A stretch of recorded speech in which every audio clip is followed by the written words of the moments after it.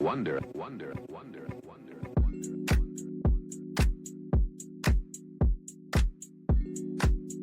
Hey, Geovanna. Hi, girl. How are you? We are here at the clothing swap brunch. It is Galentine's. It's rodeo time. Yes. We have our booths. We're ready. I know. I think the minute February hits, I'm like, okay, my boots are coming out. You better believe it. I'm breaking these in. Are you the same? I'm the same. We're breaking these in. I go to Round Top in February, so and then the rodeo. That So it's like sense. my cowgirl era. I love it. Geovanna's been a guest at the podcast in the past, and we have had so much fun. We have done so many events. I go to your events with the YG Collaborative. I mean, there's just a few things that we kind of go back and forth, and we like participate in each other's because we believe in collaboration, right? And like supporting that is, each other. That is something that we really do believe. But okay, so we're swapping clothes today, which is really fun because for me, like I love to do resale. I love to thrift. I'm a big Poshmark person. Like I'm always selling and like buying on Poshmark.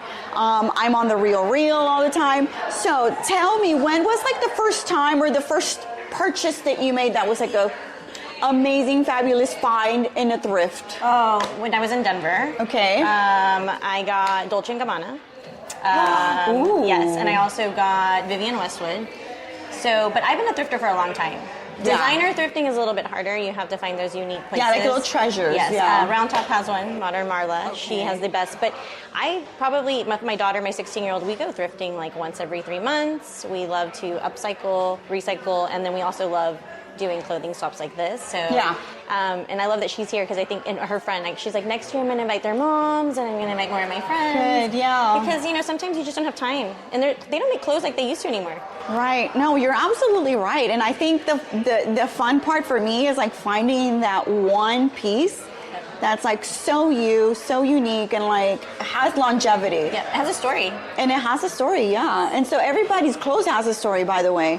So that for me, the first time I started thrifting was when I was looking for like Levi jeans and Guess jeans. Yes. Because they were like They discontinued a lot of great ones. Right, and they were a little expensive for me, so I used to go thrifting at the Goodwill or the Salvation Army to find those Levi's or the Guess jeans. And then one day I found a pair of Jordache. Oh my God. Bring it back, bring it back. They were like my jeans, everything for everything. Yeah, like I would wear them for everything, and then I outgrew them, unfortunately, and then I just had to give them away. So yeah, like my most prized thrifted possession is like coats that I found in New York at a resale store too, that I was like, oh my gosh, I'm never going to see this ever again. And so it was like super exciting for me to buy. And then I was like, I could keep them forever. Yeah, they're timeless. Like these pieces are timeless and they don't go out of style. So what do you incorporate in like your everyday life that you say, is this sustainable? Is this friendly for the, for our planet? Like, do you live by that ethos, by the way? I do. I don't really do a lot of major shopping, maybe like 2 times a year, and they're for like classic pieces or something I need out of my wardrobe. Yeah. I have a thing for blazers. I probably have 16 blazers. Wow. I wish that Houston's weather was a little bit better, but I do a lot of linen. And you can put that on a dress. I noticed that you were wearing a very fabulous blazer today. This is a shacket, so it's not so thick as a blazer, but I feel like you can add that to a pant set. You can add it to a dress. Yeah. So when I say, I don't need any more blazers, it's the one piece that I wear the most. Okay. And then because also we're in Texas, Yes. you can cowgirl it up. Right. And if you're wearing, again, a nice evening dress, you can put on a blazer, put some brooches on it. You Yes. can accessorize it. So for me, the blazer is like the iconic piece. So I don't mind having 16 and maybe 17 after today. So.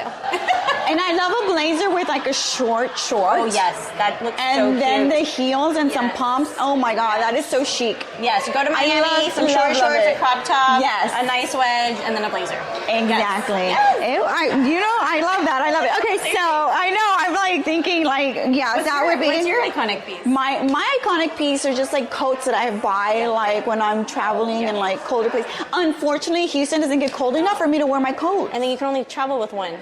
Yeah. I mean, unless you're taking a bunch of luggage. No, you can't. You can't. And my husband's like, no, we're doing carry-on. I'm like, damn it, there goes my beautiful coat.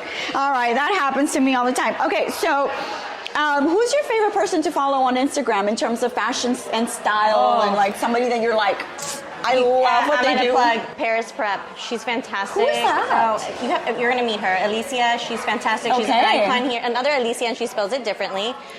She actually travels to Mexico a lot. She's from here, but travels to Mexico City. And she is another supporter of women's fashion. And she probably knows 10 women in Houston who are designers. And I just got invited to a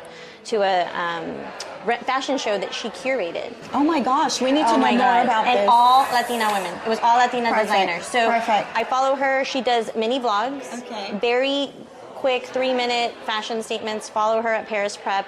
She is local here, and I just absolutely love her and her story. So you got to follow her to hear how she kind of fell into this. Okay, good. So what is your favorite color? Ooh, that's a good one. Emerald green or teal to wear. Oh, okay. To wear. But if I had a favorite color, it'd be rose gold. I don't know if that's a color. Rose gold. Yeah, I think it is a color. I think it is considered a color. Yes, but to wear greens and emerald greens and favorite accent. And if you were to describe your aesthetic in one sentence, what would it be? I would say modern chic. Yeah, modern chic with a little bit of. I always have a cowgirl era in there. It's the past 3 years I've been in that Texas cowgirl era, but modern chic.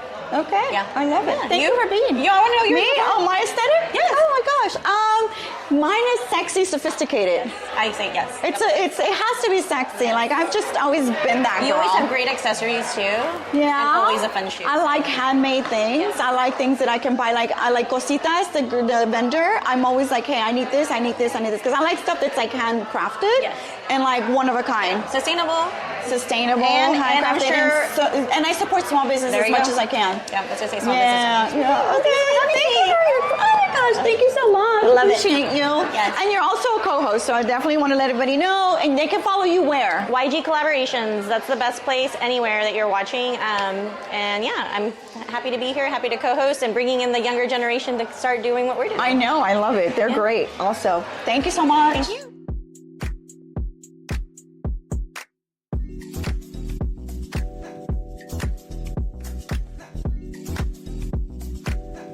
My girl Luisa. You know what, Luisa?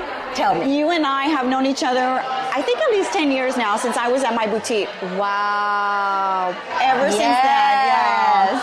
And you were one of my first guests in the podcast. Yes. And can you believe it's been almost 5 years? I'm so impressed with the 5-year anniversary podcast. You were one of my first COVID. I remember. And I'm like, are you comfortable coming to my house? I know it's COVID. And you're like, yeah, I would love to go. I'm not afraid of anything. I am not either. I am so not afraid of anything.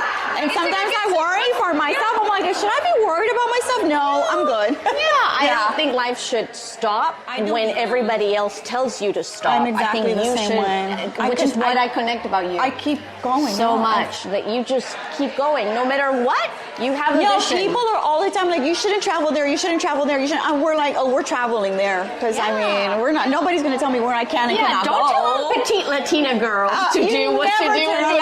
What to do. Never.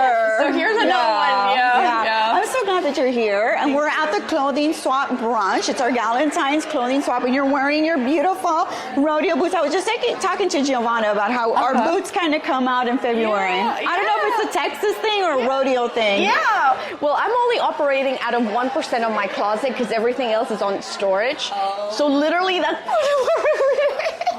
You would think a fashion designer is changing and redo. No, she's wearing the same. I call this the mommy uniform. I'm wearing this every day. Jeans, t-shirt, and the boots. It has to be comfy. Like mommies are comfy all the time, right? Yeah. Like we have to be comfy. Have to run out. So Luisa is a sustainable fashion designer. She's from Peru, and I love that her pieces always take something from the world, and then she updates it, she makes it relatable, she makes it unique, and like for the moment, right? I think that's what's so cool about what you do. Thank you. And I love your pieces. I have a few. Yes, and I still have them at home. You do. Yeah. You do. Yeah. You do. Ever since like one of your first, I think your first. You came to the one Calypso collection. That was like my second or third. Yeah, the Calypso collection. That's Yeah, right. I remember you there. So why is it important for you to do a sustainable fashion line? Like, why is that so important to you? Okay, so I was grandfathered in a fashion business, I was grandfathered in a fashion. My mom's a fashion designer. My dad became a fashion designer. After me, my sister became everything about how I was raised there was always fashion. Yeah. So it's a language that I know how to speak naturally. So it just became a passion of mine because I noticed that within the very polluting fashion world, there's not that many designers, not that many people aware of how to make a good impact, a good decision, a good buying decision, a good throwing decision, a good recycling, a good designing decision, selling decision. So within that, It doesn't impact the landfills, right? Like, I think that's something that we are concerned about. Yeah, I'm just concerned about being able to be in a business and leave it better than how I started. Yes. And I approach the business, the fashion business, as with an artistic approach. Because if you approach it with the normal approach, I think there's so much competition out there. Like, girls can buy pretty things for nothing. And I think that's the problem I have with fashion, is that the fast fashion has made it so easy for people to shop for a $20 piece that you wear one or two times and then it goes in the trash. Yeah. And in the trash means in the landfill. Yeah. So there's not that many people that are thinking of where they buy, how they buy, how long will it last? Is this an investment piece? You know, I always tell people and remind people, if you buy like this really expensive suit, you'll have it forever. Yes. You'll use it over and over. Count the amount of times you're going to be using that suit, and it turns out to be like every time you use it's going to be $3 in your lifetime. Your return on the investment is it in your lifetime? Fantastic. It's going to be that. And then if you think about it that way, it's like, okay, an Armani suit, $3 a time every time I use it. That's a good investment instead of buying a Zara suit. And I think it's important that we really, talk about those things, because I don't think a lot of people realize that whenever you're doing fast fashion, and I was a fast fashion boutique, so I know exactly what it was to go and buy these things. Yeah. You're literally just using these pieces for a few times and then you're throwing them out. Yeah. Because they don't have longevity, right? They're not made of quality material. Yeah. So it's something that we need to really consider and really think about. And that's why swapping to me feels like we are recycling and reusing and thinking of clothes in a way that's reusable and not disposable. Exactly. Right? Exactly. So who is your fashion inspo? Tell me.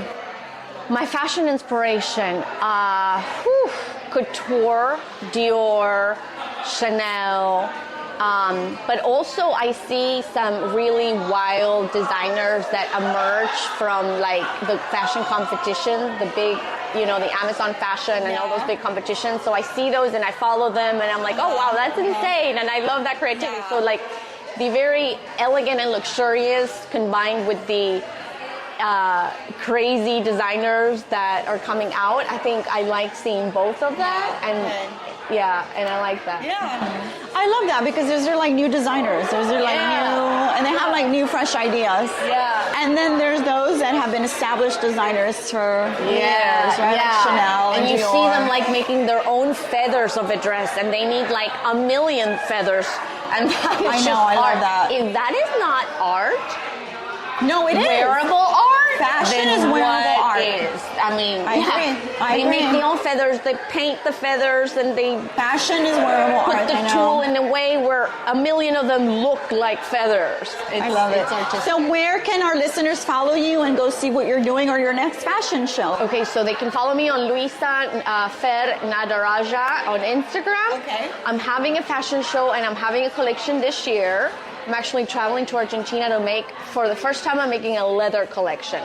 I've never made like all leather skirts, leather pants, leather shirts, leather jackets. And I'm very excited because they are metallic.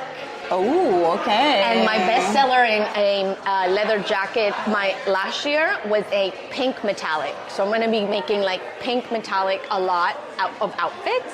Very excited about that. And I'm going to have a fashion show of this collection in the fall. Perfect.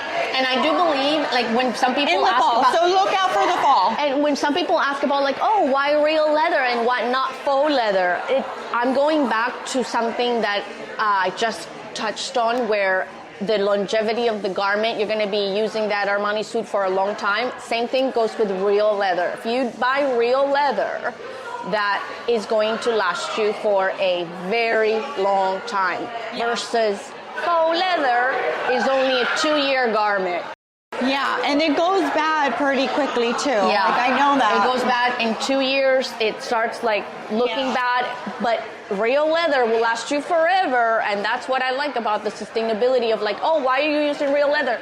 Because it's actually going to last way more. It's not going to be in the landfill anytime soon. Yeah, correct.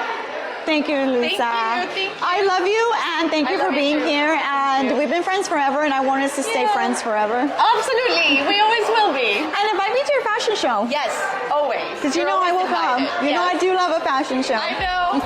I love you. Thank you.